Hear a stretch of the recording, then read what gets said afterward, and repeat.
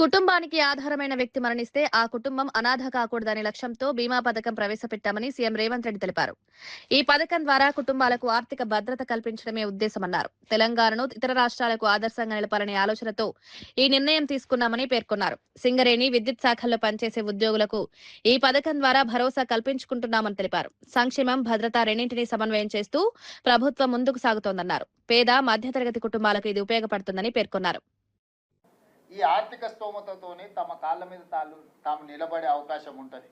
లేకపోతే అత్తగారింటిలో జీవించాలన్నా, అమ్మగారింటికి వెళ్ళాలన్నా, అమ్మగారింటి దగ్గర ఆదరణ లేకపోతే వాళ్ళు ఎక్కడికి వెళ్ళాలి, లేకపోతే అత్తగారింట్లో కుటుంబ సమస్యలు వస్తే ఎక్కడికి వెళ్ళాలి.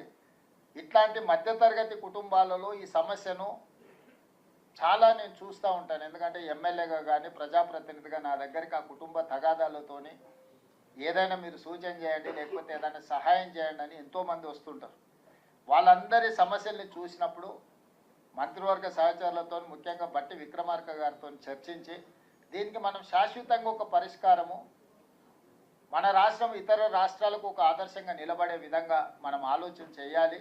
ఏదైనా వీళ్ళని ఆదుకోవడానికి మనం ప్రయత్నం చేయాలన్న ఆలోచన నుంచి వచ్చిందే ఈ పథకం.